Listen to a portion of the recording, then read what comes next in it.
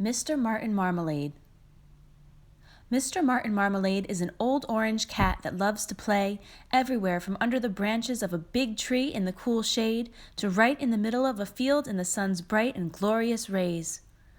But they say that one day, while old Mr. Martin Marmalade played with a ball of yellow yarn, he found himself in more than a bit of harm.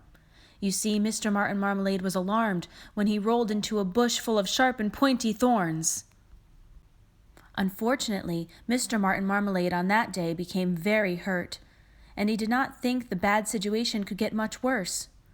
Mr. Martin Marmalade began to shout when he realized that he was trapped in the thorns and couldn't get out. Then Mr. Martin Marmalade spotted Felix the Fox trotting down by that thorny lot. "Felix the Fox, can you please stop and help me with this heap of trouble I got?" old Mr. Martin Marmalade did say, while trying to keep the fox from going away. But the fox did not stop. Instead, Felix the Fox just kept walking away while giving a haughty hop. Then down the path, old Mr. Martin Marmalade saw another creature's help he could ask for.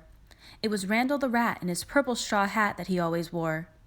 "Please help me with this trouble I'm in. There are so many thorns poking right into my furry skin," said Mr. Martin Marmalade while crying. But Randall the Rat disrespectfully scurried right on by, not even giving a single silent sigh as a response or a reply. Then old Mr. Martin Marmalade was frightened like he had seen a ghost, because he saw Douglas the dog about to approach, and Mr. Martin Marmalade had heard that dogs dislike cats the most. "Poor little kitty trapped in the thorns and dirt. Let me help you out because you look very hurt," said Douglas the dog. So from the thorns Douglas the dog lifted Mr. Martin Marmalade up, and that's how a hurt little kitty became friends with a great big pup. Douglas the dog put bandages on the spots where Mr. Martin Marmalade was hurting badly. Then Douglas the dog invited Mr. Martin Marmalade over for some biscuits and tea. So that's how Douglas the dog did a good deed. You see, Douglas had truly responded correctly because he used something called empathy, which means you can really imagine how the people around you can feel.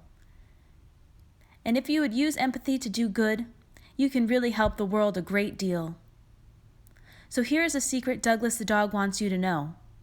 Treat everyone with love and empathy, whether they are your friend or they are your foe. The end.